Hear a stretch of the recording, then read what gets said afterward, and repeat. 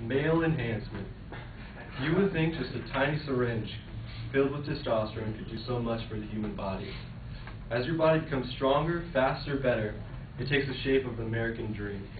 This dream has been thrust upon us since we were kids with our G.I. Joes sporting six-packs and python-like biceps.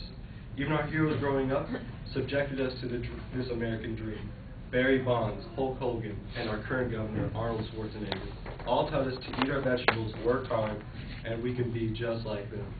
They forgot to mention our shot of anabolic steroids in our ass cheek after we eat our broccoli.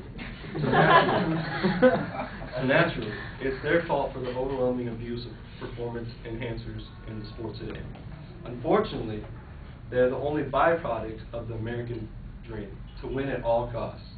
Today I'm going to talk to you about why steroid use is not a problem in America, but a repercussion of living in the United States, and why you should reform your beliefs toward toward performance enhancers in general. My points today are going to be the side effects of steroids, use and abuse, how our American lifestyle asks us to win at all costs, and how sports represent our American beliefs. Steroid use has been in America's sports for the past 60 years.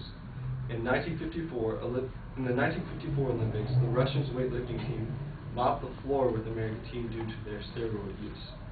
The rumor is one night the head coach for both the Russians and American weightlifting team got drunk, and when asked what the secret to the Russian success, he slipped and told them that they injected them with the anabolic steroids. Once the games were over, the coach rushed back to the States, started developing a stronger version, and then the next games they mopped the floor with them. Since then, steroids have become more popular and stronger. Due to its popularity with the majority of athletes, testing for performance enhancers has been implemented to Olympics to deter athletes from using them. But who needs steroids? We can get human growth hormone, or HGH, that works just as good, if not better than steroids, and cannot be detected with the test performance enhancers. Or how about you use some creatine to provide your muscles with extra energy, then use some glutamine to help your overworked muscles recover quicker, which can all be bought at your local supplement store.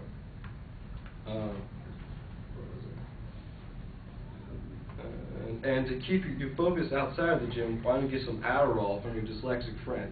And if you feel tired, why don't you grab a 5-hour energy shot from the gas station so you can take that road trip to Tijuana? If you're having trouble seeing the cars in front of you, why don't you get your laser eye surgery so you can see better than 20/20? Where exactly does the line cross between illegal performance enhancers, legal health supplements, corrective surgery, and prescription drugs? Maybe society can help us figure that out. So you go home, turn on the TV in hopes of catching your favorite show, but it's a movie, an action movie no less. It's the classic action movie Terminator 2, starring our current governor Arnold Schwarzenegger in top form. Next up on the channel is another classic, Rocky IV, the one where he fights the Russian who uses steroids and Balboa's training all natural in the snow. A story similar to the 1952 American Olympic weightlifting team, except Sly won in the movie. In the end, he wraps the American flag and as though to represent he won this one for America, the all natural and honest way. But in real life, Sly did use steroids to get in shape, so did Arnold Schwarzenegger. So now you are confused because steroids are illegal, but these actors have accomplished great things after they use the drug. But since they are actors doing fictional things, they can be taken a little less serious. So you turn the channel to ESPN to catch some real-life heroes doing extraordinary things. It's a baseball game, none other than the Giants' number 24, Barry Bonds, steps up to the plate. Here's the windup, here's the pitch, bam, he knocks it out of the park. Another home run for Bonds. And now he has a record for 73 home runs in a single season, all thanks to his hard work, determination, and steroids, of course, so he can hit the ball extra hard. So you switch to ESPN2, and there's Tiger Woods' press conference, and a reporter asks, "Tiger, I hear you used to wear glasses. Did you still wear them?" He tells the reporter no, because he got corrective surgery. Now he can see better than 20/20, which helps his game extremely. According to the television, we have no choice to partake in performance enhancers. We want any choice to compete with Barry Bonds' swing or Tiger Woods' tee-off.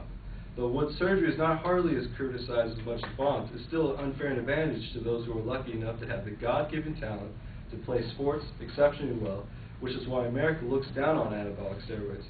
As Vice President-elect Joe Biden said in 2005 steroid trials, it is people like them who give us hard-working athletes benched. But America loves winners.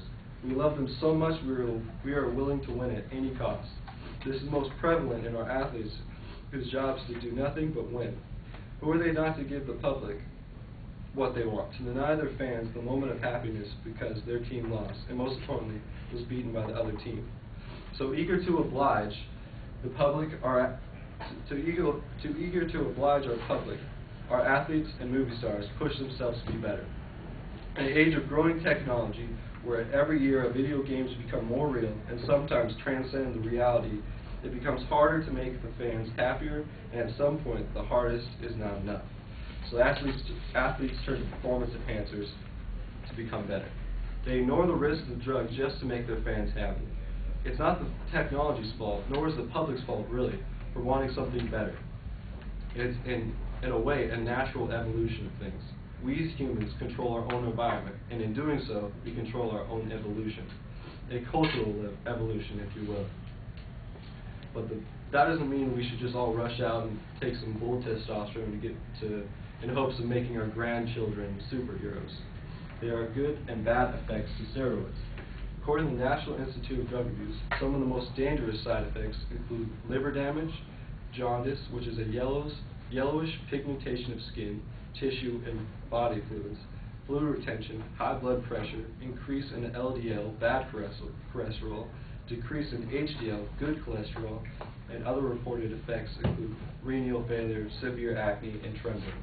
However, Dr. Carl Grunfield, Chief of Metabolism and Endocrine Sections at the San Francisco VA Medical Center, stated in a study published in the March 2006 issue of the Journal of Acquired Immune Deficiency Syndromes, states that researchers found, as expected, anabolic steroids leads to gains in body lean mass and fat in men with HIV.